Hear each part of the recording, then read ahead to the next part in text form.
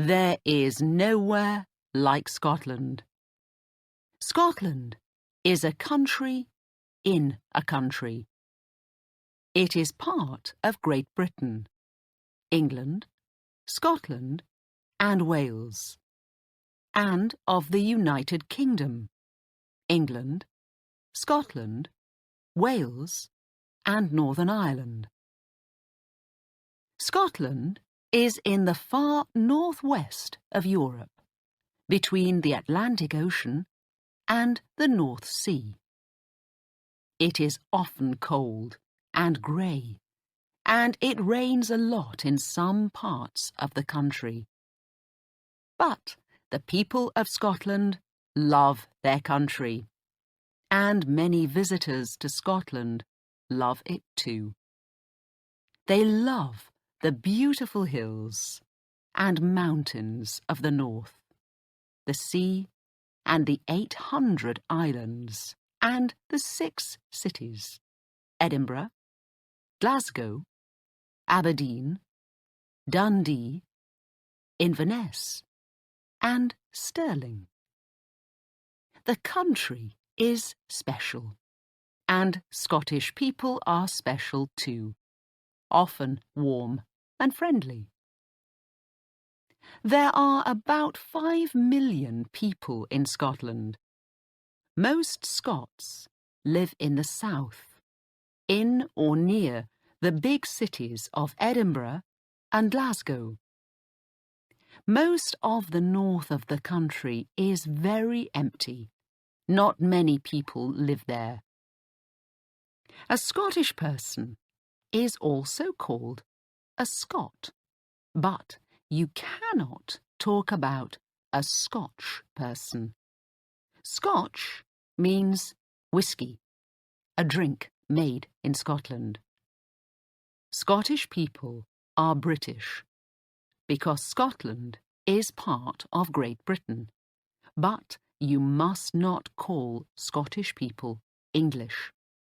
The Scots and the English are different.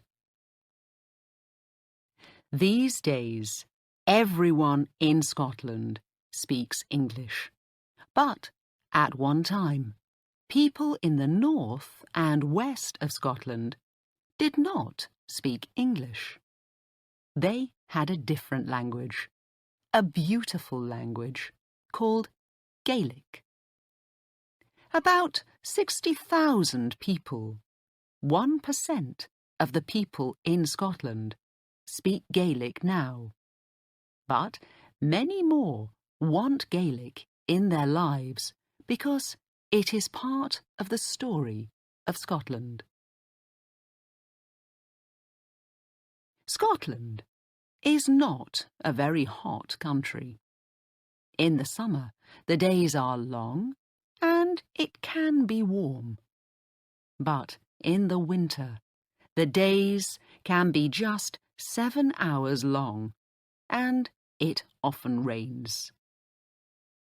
For many years, Scotland was a poor country, but now things are better for most people. There is oil and gas in the sea between Scotland and Norway. Edinburgh is an important place for money, and there are big banks there, like the Royal Bank of Scotland. People in many countries drink Scotch whisky, and the whisky business makes a lot of money for Scotland. Tourists visit this beautiful country, and that brings money to Scotland too. Many people love living and working there, and more than 20 million visitors go to Scotland each year.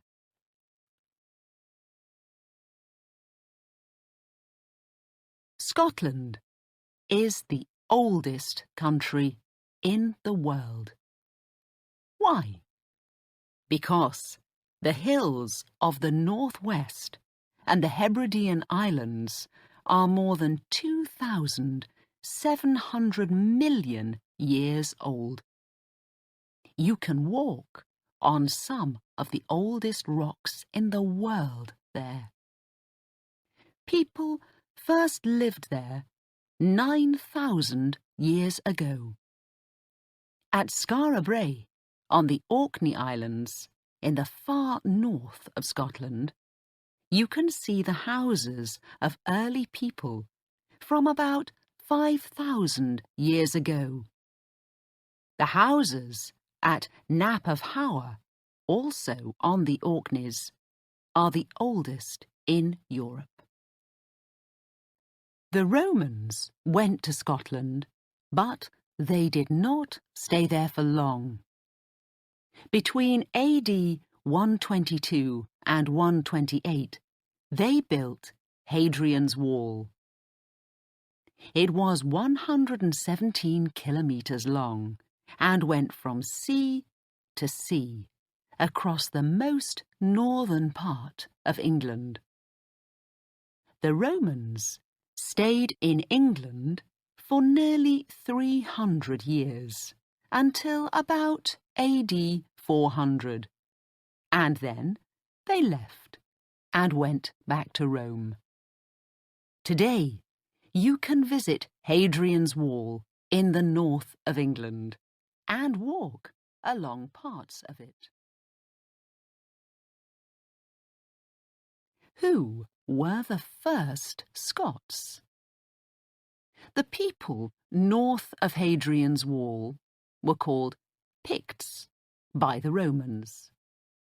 We can still see some of their story in their pictures in stone. But there were also Scotti from Ireland. The name Scotland comes from the Scotti.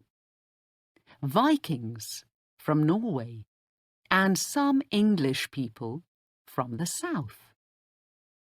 These different peoples came under one king in the 800s. The first king of all the Scots, many people say, was Kenneth MacAlpin. He was king from 843 to 858. But the most famous Scottish king of this early time is Macbeth, 1040 to 1057. He is famous because Shakespeare wrote about him.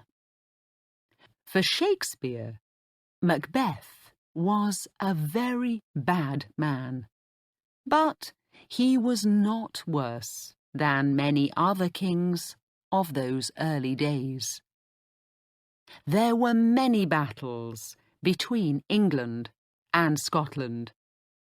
One important Scot was William Wallace, about 1270 to 1305. You can learn about him in the film Braveheart. Then, in 1314, the Scottish king, Robert the Bruce, took his men to the Battle of Bannockburn. After the battle, 10,000 Englishmen were dead, and Robert became one of the most important kings in the story of Scotland. Soon after, Scotland was free, and stayed free for nearly 300 years.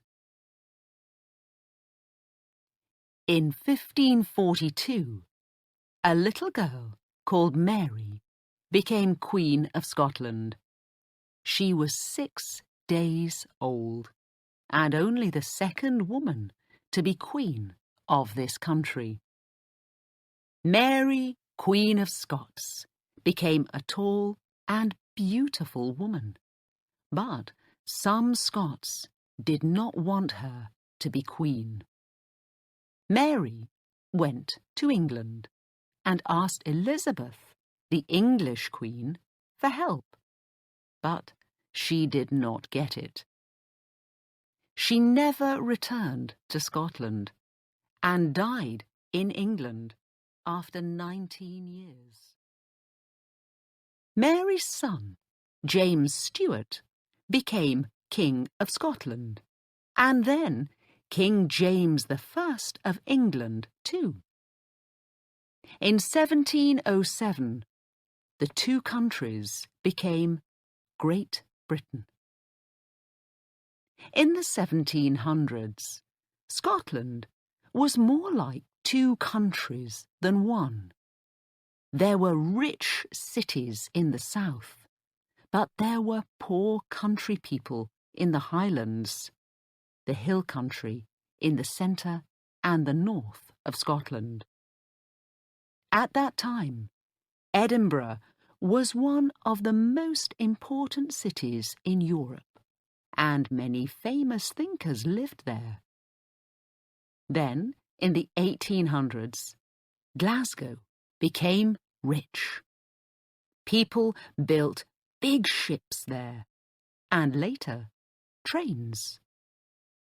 So, the south of Scotland had busy cities with beautiful buildings, lots of work, and money. In the Highlands, things were very different.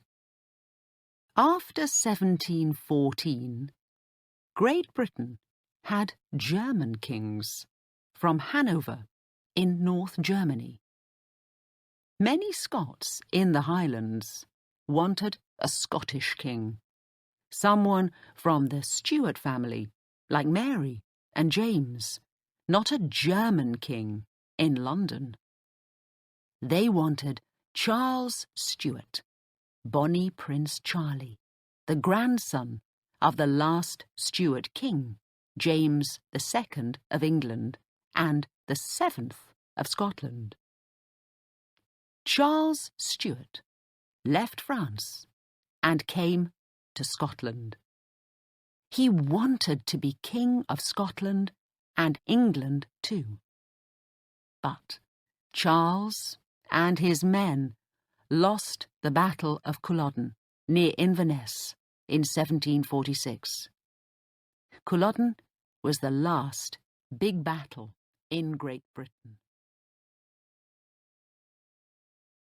After the battle, the British soldiers looked for Charles, but he went into the hills. The people of the Highlands and the islands helped him to go back to France, but life became difficult for them after that. The British soldiers stayed in the Highlands and took away houses and land from the friends of Charles Stuart.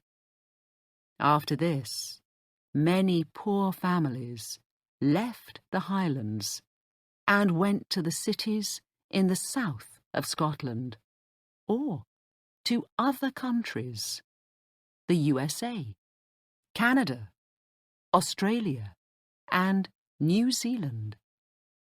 Some went because they wanted to begin a new life, but others went because the rich owners of the land in Scotland wanted to put animals there. Between 1840 and 1880, 40,000 people left just one island, the island of Skye. Life became more difficult in the 1900s, but oil and gas in the North Sea began to bring money to Scotland again in the 1970s. Let's look now at some of the famous places in the Scotland of today.